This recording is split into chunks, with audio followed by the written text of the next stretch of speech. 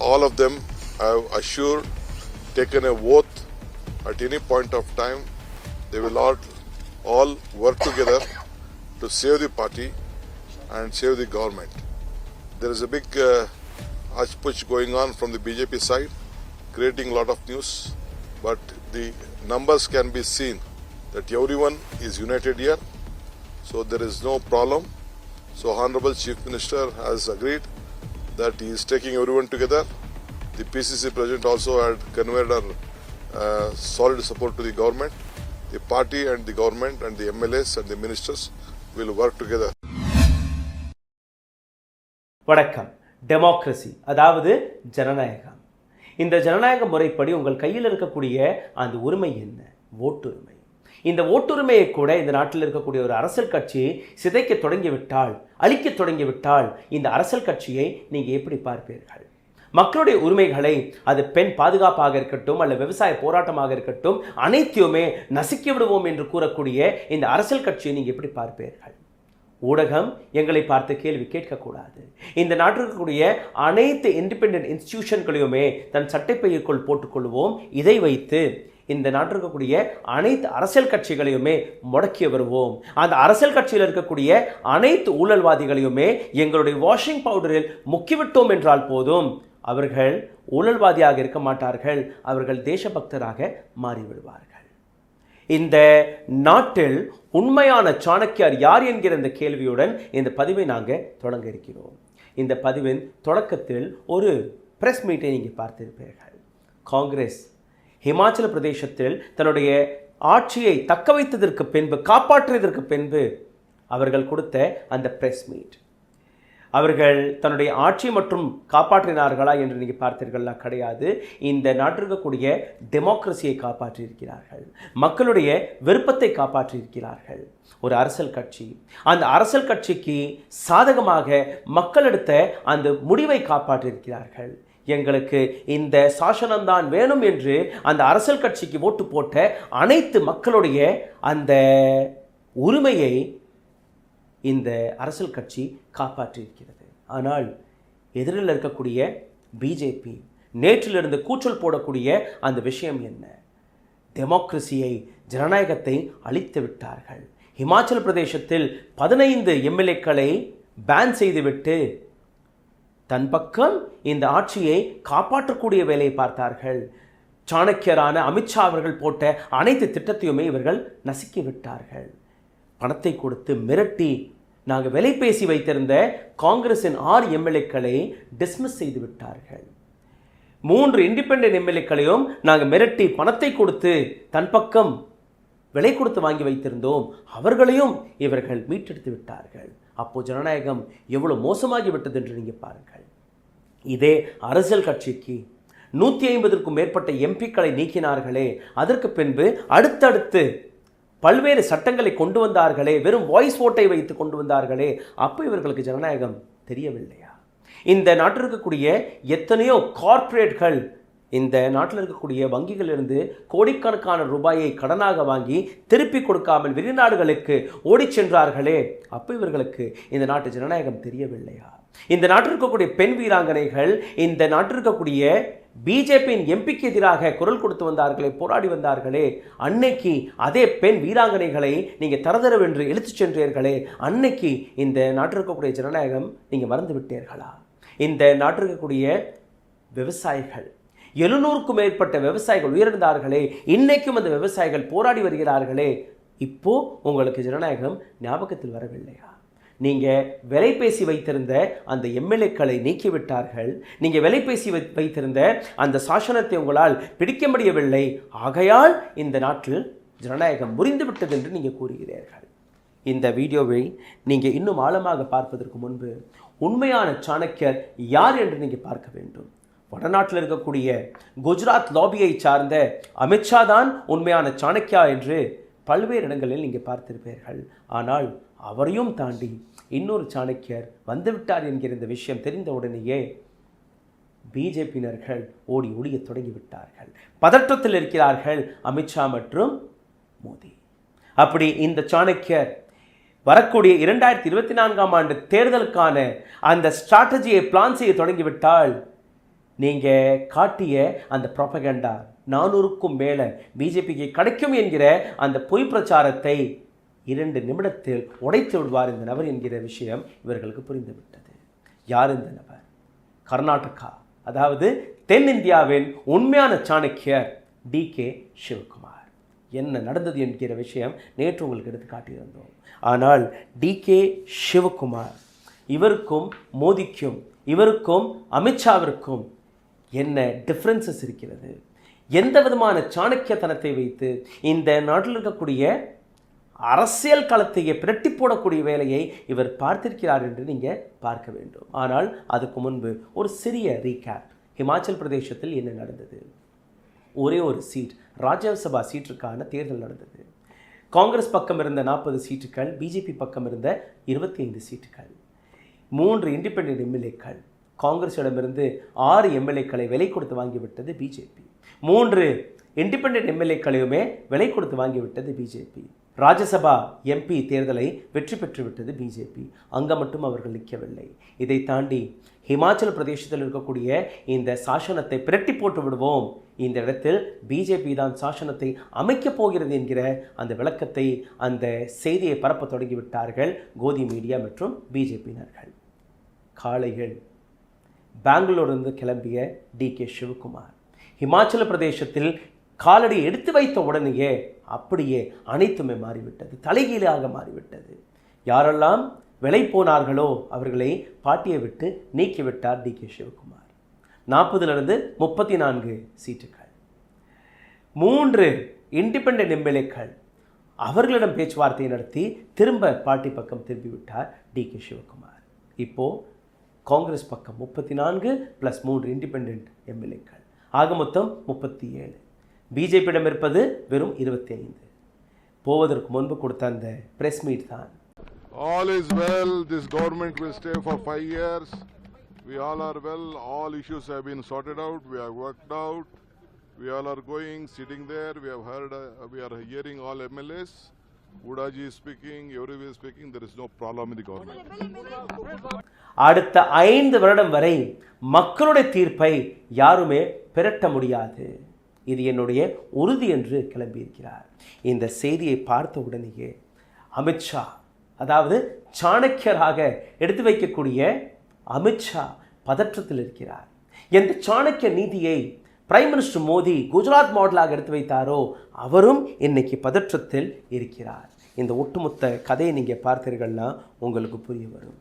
சாணக்கியர், அதாவது அமித்ஷா எந்த திட்டத்தை போட்டாரோ, ஹிமாச்சல பிரதேசத்திலும் என்னுடைய சாசனம்தான் வரும் என்று கூறினாரோ, அவருடைய கையிலிருந்து ஒரு புலிவாயில் கையை விட்டு அந்த உணவை புடுங்கியபடி இன்னைக்கு டிகே சிவகுமார் நடந்து கொண்ட அந்த விதத்தை ஒட்டுமொத்த இந்தியாவே பாராட்டி கொண்டிருக்கிறது. முக்கியமாக ஹிமாச்சல் பிரதேசத்தில் இருக்கக்கூடிய மக்கள் பாராட்டி கொண்டிருக்கிறார்கள்.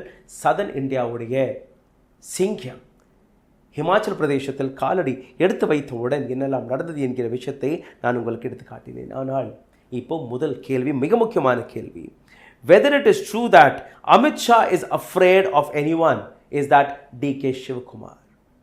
Amit Shah இந்த நாட்டில் ஒரு நபரை பார்த்து பயப்படும்படி இருந்தால் அந்த நபர் யாராக இருக்கும்? டிகே சிவகுமாரா என்று நீங்கள் கேட்டீர்கள்னா நிச்சயமாக டிகே சிவகுமார். இந்த நாட்டின் ஹோம் மினிஸ்டருக்கும் ஆப்போசிஷன் லீடரான டிகே சிவகுமார் அவர்களுக்கும் நீண்ட நாள் பகை உள்ளது. இந்த பகை இன்னைக்கு நேற்று அல்ல. இந்த பகையை தொடர்ந்து அமித்ஷா ஹோம் மினிஸ்டராக பதவியேற்ற உடனேயே டிகே சிவகுமார் மீது ரேடை போட்டு அவரை சிறையிலும் அடைத்தார். ஆனால் டிகே சிவகுமாருடைய சாணக்கியத்தனத்தை நீங்கள் புரிந்து கொண்டீர்கள்னா சிறையில் நீண்ட நாட்கள் வரை அவரை அடைத்து வைக்க முடியவில்லை. வெளியே வந்து இன்றைக்கி கர்நாடகாவின் டெபுட்டி சீஃப் மினிஸ்டர், கர்நாடகாவில் பிரைம் மினிஸ்டர் மோடி, அமித்ஷா எந்த விதமான சதியை செய்து பார்த்தார்கள். ஹனுமாரை கூப்பிட்டு பார்த்தார்கள், ஜெய் ஸ்ரீராமை கூப்பிட்டு பார்த்தார்கள், ஹிந்துத்வா என்கிற அந்த மதவெறியை தூண்டி பார்த்தார்கள். ஆனால் எதுவுமே அங்கே சாத்தியப்படவில்லை. 40% சர்க்காரா என்கிற அந்த ஒரே ஒரு வார்த்தையில் ஒட்டுமொத்த பிஜேபியின் கதையை முடித்து விட்டார் டிகே சிவகுமார். தென்னிந்தியாவில் இருக்கக்கூடிய 5 மாநிலங்களில் பிஜேபி காலடியை கூட எடுத்து வைக்காதபடி அவர் எடுத்து வைத்த அந்த 2 தேர்தல்கள், தெலுங்கானா மற்றும் கர்நாடகா தேர்தல், வாஷ் அவுட். பிஜேபியை கம்ப்ளீட்டாக தூர வீசிவிட்டார் டி.கே. சிவகுமார். இந்த ஒட்டுமொத்த கதையை புரிந்து கொள்வதற்காக நீங்கள் இன்னொரு விஷயத்தை பார்க்க வேண்டும். ராகுல் காந்தி வர்சஸ் மோடி எப்படி இருக்கிறதோ அரசியல் களத்தில் 2024 ராகுல் காந்தி வர்சஸ் மோடி எப்படி இருக்கிறதோ அதே முறையில் டி.கே. சிவகுமார் வர்சஸ் அமித்ஷா, அதாவது சாணக்கியர், குஜராத்தின் சாணக்கியர் வர்சஸ் தென்னிந்தியாவின் சாணக்கியர் டி.கே. சிவகுமார். இதை பற்றி இன்னும் ஆழமாக புரிந்து கொள்வதற்காக கொஞ்சமாக உங்களை ஃப்ளாஷ்பேக்கிற்கு எடுத்துச் செல்கிறேன். எண்ணெயிலிருந்து இந்த பகை வளரத் தொடங்கியது என்று 2017ஆம் ஆண்டு ராஜ்யசபா தேர்தல் நடக்க இருந்தது குஜராத். அமித்ஷா கையில் பிரைம் மினிஸ்டர் மோடி எடுத்து வைத்த பொறுப்பு. அகமது பட்டேல், அதாவது காங்கிரசின் தலைவரான அகமது பட்டேல் எக்காரணத்தை கொண்டும் குஜராத்திலிருந்து ராஜ்யசபா எம்பியாக டெல்லிக்கு வந்துவிடக்கூடாது என்கிற அந்த பொறுப்பு.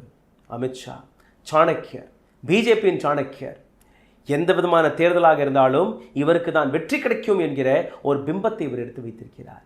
அதே போன்று இவர் களத்தில் இறங்கிய உடனேயே அகமது பட்டேலிற்கு தோல்வி நிச்சயமானது. எந்த விதமான ஃபார்முலாவை எடுத்து வைத்தால் கூட யாராலையுமே அமித்ஷாவுடைய அந்த சாணக்கியத்தை உடைக்க முடியாத அந்த காலகட்டம். அந்த தருணத்தில் சோனியா காந்தி ஒரு ஃபோன் செய்கிறார் டி.கே. சிவகுமாருக்கு. குஜராத்திற்கு சென்று அகமது பட்டேலுடைய அந்த வெற்றியை உறுதிப்படுத்துங்கள் என்று உடனடியாக பெங்களூரிலிருந்து பறந்து செல்கிறார் டி.கே. சிவகுமார். குஜராத்தில் இறங்கிய உடனேயே நீங்கள் பார்த்தீர்கள்னா அனைத்துமே அந்த பக்கம் தான் இருக்குது, பிஜேபி பக்கம் தான் இருக்கிறது.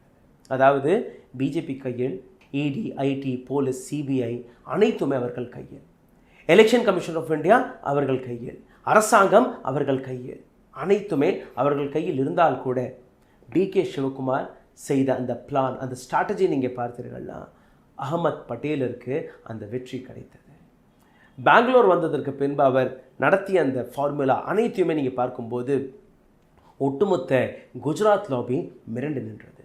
எப்படி கையில் வந்த வெற்றியை இவர் பெரட்டிவிட்டார், எப்படி பிஜேபி கிடைக்கக்கூடிய அந்த வெற்றியை காங்கிரஸில் இருக்கக்கூடிய தனி மனிதராக நிற்கக்கூடிய அகமது பட்டேல் அங்கே வெற்றி பெற்றார் என்கிற அந்த விஷயத்தை அலசும் போது இதற்கு பின்னாடி டி.கே. சிவகுமாருடைய ஸ்ட்ராட்டஜி அவர்களுக்கு புரிய வந்தது. ஒரு சில நாட்களிலேயே அமித்ஷா மற்றும் மோடி டி.கே. சிவகுமார் மீது இன்கம் டேக்ஸ் மற்றும் என்ஃபோர்ஸ்மெண்ட் டைரக்டரேட்டுடைய ரெய்டை போட்டு அவரை சிறையில் அடைக்கக்கூடிய வேலையை பார்த்தார்கள். ஆனால் அதற்கு பின் என்ன, டி.கே. சிவகுமார் மீண்டும் வெளிவந்து கர்நாடகா தேர்தலை பிரட்டி போட்டார். கர்நாடகா தேர்தல் மட்டுமல்லாமல் தெலுங்கானா தேர்தலையும் டி.கே. சிவகுமார் பிரட்டி போட்டது அனைத்திற்கும் முன்பு இருக்கிறது. ஹிமாச்சல பிரதேசத்தில் எந்த அளவில் டி.கே. சிவகுமார் பெர்ஃபார்ம் செய்தாரோ அதுவும் ஒரு உதாரணமாக இருக்கிறது. இப்போ இந்த பதிவிற்கான மிக முக்கியமான கேள்வி, யார்தான் உண்மையான சாணக்கியர் என்று? டி.கே. சிவகுமாரா அல்ல அமித்ஷாவா? அரசியல் களத்தில் இருக்கக்கூடிய பல்வேறு எக்ஸ்பர்ட்ஸ்கள் கூறக்கூடிய விஷயம், டி.கே. சிவகுமார் தான் உண்மையான சாணக்கியர். சாணக்கியர் என்றால் ஒரு சீரியஸான, ஒரு சென்சிட்டிவான, ஒரு இக்கட்டான சூழ்நிலையிலும் உங்களை மீட்டெடுப்பது. ஆனால் அமித்ஷா கையில் அந்த அரசியல் நுணுக்கம் இருக்கிறதா என்று நீங்கள் பார்த்தீர்கள்னா, அந்த சாணக்கியத்தனம் இருக்கிறதா என்று நீங்கள் பார்த்தீர்கள்னா கிடையாது. அவர் கையில் இருப்பது இடி, அவர் கையில் இருப்பது ஐடி, அவர் கையில் இருப்பது போலீஸ், அவர் கையில் இருப்பது சிபிஐ, அவர் கையில் இருப்பது ஒட்டுமொத்த அரசாங்கம். இந்த அனைத்து விஷயத்தையுமே வைத்து ஒரு ரிக்ஷா ஓட்டக்கூடிய நபர் கூட அந்த வேலையை பார்ப்பார். 22 வருடங்களாக இந்த ஜேர்னலிசம் ஃபீல்டில் இருக்கு. எனக்கு இந்த 3 டிபார்ட்மெண்ட்டுகளை மட்டும் கொடுத்து பாருங்கள், அடுத்த 1 மாதத்திற்குள் கன்னியாகுமரியிலிருந்து காஷ்மீர் வரை இருக்கக்கூடிய அனைத்து அரசியல் கட்சிகளையுமே ஓட விடுவேன். இந்த நாட்டில் இருக்கக்கூடிய அனைத்து ஊழல் செய்யக்கூடிய அரசியல்வாதிகளை ஓட விட்டு விடுவேன். அந்த அளவில் இந்த 3 இண்டிபெண்டன்ட் இன்ஸ்டிடியூஷன்கள், இந்த இன்ஸ்டிடியூஷன்களில் இருக்கக்கூடிய அந்த பவர் இருக்கிறது. இது போன்ற இன்ஸ்டிடியூஷன்களை வைத்து யார் வேணாலும் எப்படி வேணாலும் இந்த நாட்டில் இது போன்ற சாணக்கியத்தனத்தை செய்யலாம். ஆனால் கையில் எதுவுமே இல்லாத பட்சத்தில் ஒரு சாணக்கியத்தனத்தை செய்யக்கூடிய நபர் யார் என்றால் அது டி.கே. சிவகுமாராக தான் இருக்க முடியும். அதாவது அமித்ஷா ஒரு ஜுகாடு என்று கூறுவார்கள். அதாவது சூழ்நிலைக்கு ஏற்றபடி ஆங்காங்க கையை வைத்து தன் பக்கம் ஒரு சில விஷயங்களை செய்யக்கூடிய வேலை மட்டும்தான் பார்க்கிறாரே ஒழிய அவர் உண்மையான பொலிட்டிக்கல் அனலிட்டிக்ஸை செய்து ஒரு டேட்டாவை வைத்து அல்ல கிரவுண்ட் ரியாலிட்டியை வைத்து எதுவுமே செய்வதில்லை. டிகே சிவகுமார் வர்சஸ் அமித்ஷா, இதை நீங்கள் பார்த்தீர்கள்னாலும் உங்களுக்கு பல விஷயங்கள் புரிய வரும். ரெண்டு பேருமே மீடியாவிற்கு முன்பு அதிகமாக பேச மாட்டார்கள். ரெண்டு பேருக்குமே அரகன்ஸ் என்கிற ஒரு விஷயம் வருகிறது. ஆனால் அமித்ஷாவிற்கு முன்பு பிஜேபியில் இருக்கக்கூடிய பார்ட்டி மெம்பர்ஸ் சுதந்திரமாக பேச முடியுமா என்று நீங்கள் பார்த்தீர்கள்னா கிடையாது. ஆனால் டிகே சிவகுமார் பத்திரிகையாளர்களை சந்திப்பதில் கொஞ்சம் தாமதத்தை காட்டினால் கூட பார்ட்டி ஒர்க்கர்ஸ்களுக்கு அங்கே இருக்கக்கூடிய தொண்டர்களிடம் பேச்சுவார்த்தையை கிரவுண்டில் இறங்கி ஒரு விஷயத்திற்கான அந்த ரூட் காஸை பிடித்து செயல்படக்கூடிய நபர் தான் டிகே சிவகுமார்.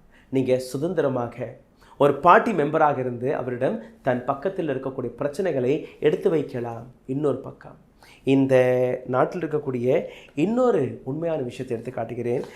காங்கிரஸில் இருக்கக்கூடிய பல்வேறு தலைவர்களிடம் பல 1000 கோடி ரூபாய் பணம் இருக்கிறது. அதில் ஒரு நபர் டிகே சிவகுமாரும் உட்பட. இதை காங்கிரஸில் இருக்கக்கூடிய பல நபர்கள் அக்செப்ட் செய்வார்கள்.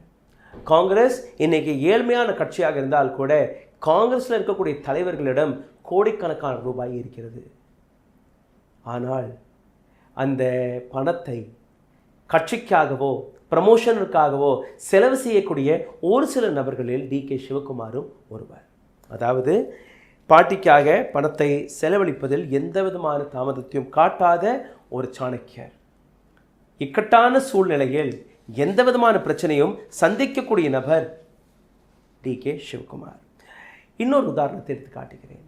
குஜராத்தில் 2001ஆம் ஆண்டிலிருந்து prime minister Modi chief minister பதவியில் இருந்தார். 2001ஆம் ஆண்டிலிருந்து 2014ஆம் ஆண்டு வரை, அதாவது கிட்டத்தட்ட ஒரு 13-14 வருடம் குஜராத்தின் சீஃப் மினிஸ்டர். குஜராத்தின் சீஃப் மினிஸ்டராக பதவியேற்ற உடனேயே பார்ட்டியில் இருக்கக்கூடிய 2வது இடத்தை பிடித்த நபர் தான் அமித்ஷா. 2004ஆம் ஆண்டெல்லாம் நீங்கள் பார்த்தீர்கள்னா ஒரு சைலண்ட் செகண்ட் நம்பராக இருந்தால் கூட 2006ஆம் ஆண்டு அமித்ஷா பிரைம் மினிஸ்டர் மோடிக்கு அடுத்தபடி 2வது இடத்தை பிடித்து விட்டார். ஒரு பக்கம் அமித்ஷா, இன்னொரு பக்கம் ஆனந்திபென் பட்டேல், 2 பேருமே ரைட் அண்ட் லெஃப்ட் ஹேண்ட். ஆனால் 2004ஆம் ஆண்டு முதல் லோக்சபா தேர்தலை அவர்கள் சந்திக்கிறார்கள். 2004ஆம் ஆண்டு குஜராத்தில் நீங்கள் பார்த்தீர்கள்னா 26 சீட்டுகள். அப்போது இந்த அளவில் சாணக்கியத்தனம் உங்களிடம் இருந்திருந்தால் அங்கே இருக்கக்கூடிய 26 சீட்டுகளையும் நீங்கள் பிடித்திருக்க வேண்டும். ஆனால் அந்த தேர்தலும் போது பிஜேபிக்கு கிடைத்தது 14 சீட்டுகள், காங்கிரஸுக்கு கிடைத்தது 12 சீட்டுகள், வெறும் 2 சீட்டு வித்தியாசம் மட்டும்தான். சரி, அடுத்த தேர்தல் வந்தது 2009ஆம் ஆண்டு. இப்போ நீங்கள் பார்த்தீர்கள்னா 9 ஆண்டுகள் பிஜேபி அரசாங்கம் இருந்தது, பிரைம் மினிஸ்டர் மோடியோடைய சாசனம் இருந்தது. இத்தனை ஆண்டுகள் அங்கே சாசனத்தை செய்த பின் கூட காங்கிரஸை உங்களால் அசைக்க முடிந்ததா என்று நீங்கள் பார்த்தீர்களா? கிடையாது. வெறும் ஒரே ஒரு சீட்டை மட்டும்தான் உங்களால் வாங்க முடிந்தது. அதுதான் அமித்ஷாவுடைய சாணக்கியத்தனம். 14ஆக இருந்த அந்த நம்பர் இப்போ 15ஆக மாறியது. காங்கிரஸ் 12ஆக இருந்தது, அது 11ஆக மாறியது. 2024ஆம் ஆண்டு தேர்தலில், இந்த தேர்தலில் என்ன நடக்கப் போகிறது என்று நீங்கள் பார்க்க வேண்டும். இது மட்டுமல்ல, கடந்த 10 ஆண்டுகளில் அமித்ஷா கையில் இருக்கக்கூடிய, மோடி கையில் இருக்கக்கூடிய வெப்பன்ஸ்கள் என்ன? ED, CBI, income tax, power, Adani, Ambani, money, agencies அனைத்துமே இருக்கிறது. இந்த அனைத்தையுமே வைத்து ஒரு நபர் தன்னை சாணக்கியராக ப்ரூவ் செய்ய பார்த்தால் அது ப்ரொபகண்டாவாக மட்டும்தான் இருக்க வேண்டிய அதை சாணக்கியத்தனமாக பார்க்க முடியாது. இப்போ உங்களுடைய இன்னொரு கேள்வி வரும். அப்போது இத்தனை சாசனங்களை பிடித்திருக்கிறார்களே, இத்தனை மாநிலங்களில் பிஜேபி சாசனத்தை பிரட்டி போட்டிருக்கிறது, அதற்கான அர்த்தம் என்ன? மக்களுடைய விருப்பம் தானே? கிடையாது. மக்கள் இவர்களுக்கு எதிராக தான் ஓட்டு போட்டார்கள். மகாராஷ்டிராவில் கடன் வாங்கி அரசாங்கத்தை இவர்கள் நடத்தி வருகிறார்கள். அதாவது இடி, சிபிஐ, ஐடியை வைத்து அங்கே இருக்கக்கூடிய அரசியல்வாதிகளை பிரட்டி போட்டு மிரட்டி இந்த சாசனத்தை பிடித்திருக்கிறார்கள். இதே போன்றுதான் கர்நாடகாவில் இவர்கள் சாசனத்தை பிடித்தார்கள். இதே போன்றுதான் கோவாவில் தன்னுடைய சாசனத்தை பிடித்தார்கள். அசமில் இப்படி தான் நடந்தது. அசமில் இருக்கக்கூடிய சீஃப் மினிஸ்டர் ஹேமந்த் பிஸ்வ சர்மா காங்கிரஸிலிருந்து இம்போர்ட் செய்யப்பட்ட நபர். பிஜேபியில் நீங்கள் பார்த்தீர்கள்னா பல்வேறு நபர்கள் காங்கிரஸிலிருந்து விலை கொடுத்து அல்ல இடி, சிபிஐ வைத்து மிரட்டி விலை பேசக்கூடிய அந்த நபர்களாக இருக்கிறார்கள். இது போன்ற நபர்களை வைத்து எப்படி ஒரு சாணக்கியத்தனத்தை நீங்கள் உறுதிப்படுத்த முடியும்? பீகாரில் நிதிஷ்குமார் அவருடன் எடுத்து வைக்கப்பட்ட இந்த சாசனமும் அப்படித்தான். உத்தரப்பிரதேசத்தில் நாங்கள் தான் இருக்கிறோம் என்று கூறி வருகிறீர்கள். ஆனால் உத்தரப்பிரதேசத்தை பொறுத்தவரையில் ஓபிசி மற்றும் மாயாவதி வாயை துறக்க முடியாமல் இருக்கிறார்கள். இவர்களும் இதே இடிக்கு பயந்து, ஐடிக்கு பயந்து, சிபிஐக்கு பயந்து தான் ஓரம் நிற்கிறார்கள். இந்த இடி, சிபிஐ, ஐடி மட்டும் இந்த அரசியல் கட்சி கையில் இல்லாமல் போகட்டும், இண்டிபெண்ட்டாக இருந்து போகட்டும். அப்போ நீங்கள் பார்ப்பீர்கள், இந்த நாட்டில் இருக்கக்கூடிய எந்த மாநிலத்தையுமே முழுமையாக பிஜேபியால் ஆள முடியாது. நீங்கள் இன்னொரு மேப்பை பாருங்கள். 2023ஆம் ஆண்டு டிசம்பர் வரை எங்கெல்லாம் பிஜேபியுடைய சாசனம் இருக்கிறது, எங்கெல்லாம் இந்தியா அலைன்ஸுடைய சாசனம் இருக்கிறது என்று நீங்கள் நாட்டின் ஒட்டுமொத்த மேப்பை பார்த்தீர்கள்லாம் உங்களுக்கு புரிய வரும். இந்த நாட்டில் இருக்கக்கூடிய 41% நான் BJP ruling state. BJP ruling ஸ்டேட்டாக இருந்தால் கூட இதில் அசம், மகாராஷ்டிரா இது போன்ற மெஜாரிட்டி ஏரியாக்கள், பீகார் உட்பட இது எல்லாமே பிஜேபி சதி திட்டத்தை போட்டு தன் பக்கம் அந்த சாசனத்தை பிடித்திருக்கிறது. ஹிமாச்சல பிரதேசம் தவறிவிட்டது. இதை இவர்களால் எதுவுமே செய்ய முடியவில்லை. இப்போது 400, இந்த முறை 400க்கும் மேலே நாங்கள் கொண்டு வருவோம் என்று கூறியிருக்கிறார்கள். 130 தொகுதிகள் தென்னிந்தியாவில் இருக்கிறது. தமிழ்நாடு, கேரளா, தெலங்கானா, ஆந்திரா மற்றும் கர்நாடகா. இந்த 5 ஸ்டேட்ஸ்களில் பிஜேபிக்கு எத்தனை சீட்டுகள் வரும் என்று நீங்கள் பார்த்தீர்கள்னா, இந்த இடத்தில் தான் பிரைம் மினிஸ்டர் மோடிக்கு ஒரு பதற்றம் இருக்கிறது. 543 சீட்டுகளில் தென்னிந்தியாவில் மட்டுமே 130 சீட்டுகள் போய்விட்டால் எங்கள் கையில் இருப்பது எத்தனை என்று நீங்கள் பார்க்க போகிறீர்கள். வெஸ்ட் பெங்காலில் பிஜேபி எதுவும் சாதிக்க முடியுமா என்று நீங்கள் பார்த்தீர்கள்னா மிகப்பெரிய கேள்விக்குறி. பீகாரில் பிஜேபி ஏதாவது சாதிக்க முடியும் என்று நீங்கள் பார்த்தீர்கள்னா அங்கேயும் ஒரு கேள்விக்குறி. மகாராஷ்டிராவில் ஒரு மிகப்பெரிய கேள்விக்குறி. ஏன்னா அங்கே இருக்கக்கூடிய மக்கள் பிஜேபி எதிர்க்க தொடங்கிவிட்டார்கள். அங்கே இருக்கக்கூடிய மாநில கட்சிகள் சிவசேனா மற்றும் என்சிபி இரண்டையுமே உடைத்து பிஜேபி சாசனத்தை செய்து கொண்டிருப்பதை அவர்கள் உணர்ந்து விட்டார்கள். அப்போது தென்னிந்தியாவிலிருந்து 130 சீட்டுகள், மீதம் இருக்கக்கூடிய மற்ற இடங்களில் அந்த 400 சீட்டுகளிலிருந்து பாதி போனால் கூட பிஜேபி கையில் வருவது வெறும் 200 சீட்டுகள் மட்டும்தான். 400 ஒரு ப்ரொபகண்டா. இந்த ப்ரொபகண்டாவை பிரைம் மினிஸ்டர் மோடி கூவி விட்டார். அந்த 400+ என்கிற ப்ரொபகண்டாவை ஒட்டுமொத்த கோதி மீடியாவை வைத்து இவர்கள் அந்த நாடகத்தை அரங்கேற்றி வருகிறார்கள். இதுதான் இந்த நாட்டின் உண்மை. இதுதான் இந்த நாட்டு உண்மையான ஜனநாயகத்தின் உண்மை. உண்மையான சாணக்கியர் யார் என்று உங்களுக்கு புரிந்திருக்கும். அப்படி டிகே சிவகுமார் கையில் 2024ஆம் ஆண்டுக்கான அந்த ஸ்ட்ராட்டஜி போய்விட்டால் என்ன நடக்கும் என்று நீங்கள் சிந்தித்து பாருங்கள். ஆனால் அதே நேரத்தில் ஷாம் தான் தண்ட பேத் எதுவாக இருந்தாலும் எங்கள் கையில் இருந்து சாசனம் போய்விடக்கூடாது என்கிற அந்த அக்கறையில் இந்த நாட்டு அரசாங்கம் இருக்கிறது. காரணம், தப்பித்தவறி இந்த முறை இந்த சாசனம் போய்விட்டால் அடுத்து வரக்கூடிய அரசாங்கம் எங்களை சும்மா விடாது. இந்த நாட்டை கூறு போட்டு வித்து வைத்திருக்கிறோம். இந்த நாட்டிற்குரிய அனைத்து சட்டங்களையுமே மாற்றிவிட்டோம். இந்த அனைத்துக்கான தண்டனை எங்களுக்கு தான் கிடைக்கப் போகிறது என்கிற இந்த விஷயத்தை பிரைம் மினிஸ்டர் மோடியும் தெரிஞ்சு கொண்டார். அமித்ஷா அவர்களும் தெரிஞ்சு கொண்டார். பிஜேபியில் இருக்கக்கூடிய பல்வேறு நபர்கள் தெரிஞ்சு கொண்டார்கள். இன்றைக்கி பிஜேபி கையில் இந்தியாவில் இருக்கக்கூடிய அதிகபட்சமான பணம் இருக்கிறது. இன்றைக்கி பிஜேபி வேலை பார்ப்பது இந்த நாட்டு மக்களுக்காக அல்ல, ஒரு சில கார்ப்பரேட்டுகளுக்காக மட்டும்தான். கார்ப்பரேட் பிஜேபி சாசனம் போய்விடக்கூடாது என்கிற அந்த அக்கறையில் இருக்கிறார்கள். வெளிநாட்டில் இருக்கக்கூடிய வேர்ல்ட் பேங்காக இருக்கட்டும் அல்ல IMF ஆக இருக்கட்டும், மோடி இல்லை என்றால் எங்களுடைய இன்வெஸ்ட்மெண்ட், நாங்கள் எந்த நாட்டிற்கு கடனை கொடுத்து பணத்தை சம்பாதித்து வருகிறோமோ அந்த சம்பாதிக்கக்கூடிய வாய்ப்பும் நழுவிவிடும் என்கிற விஷயத்தில் அவர்கள் அக்கறையாக இருக்கிறார்கள். சாணக்கியத்தனம், இது உண்மையான சாணக்கியத்தனம் என்று நீங்கள் பார்த்தீர்கள்னா, மக்கள் அவதியில் இருக்கக்கூடாது, மக்கள் காப்பாற்றப்பட வேண்டும், மக்கள் பக்கம் நீதி நிற்க வேண்டும், மக்கள் பக்கம் நியாயம் இருக்க வேண்டும், மக்களுக்கான அந்த ஜனநாயக உரிமை அளிக்கப்படக்கூடாது. அதைத்தான் டிகே சிவகுமார் செய்திருக்கிறார். அமித்ஷாவை பற்றி, இந்த நாட்டு அரசாங்கத்தை பற்றி, இங்கே இருக்கக்கூடிய டெமோக்ரஸியை பற்றி நீங்கள் புரிஞ்சு கொண்டிருப்பீர்கள் என்று நம்புகிறேன். இந்த வீடியோ உங்களுக்கு பிடித்திருந்தால் தயவு செய்து பகிருங்கள். உங்களுடைய கருத்துக்கள் மிக முக்கியமானது, அதையும் நீங்கள் கீழே எழுதிவிடலாம். இந்த சேனலை சப்ஸ்கிரைப் செய்யவில்லை என்றால் அதையும் செய்து விடுங்கள். இதை தாண்டி எங்களுடைய பொருளாதாரத்திற்கு சப்போர்ட் செய்யும்படி கீழே எழுதியிருக்கக்கூடிய UPI ஐடியில் உங்களுடைய ஆதரவை தெரிவிக்கலாம். நன்றி, வணக்கம்.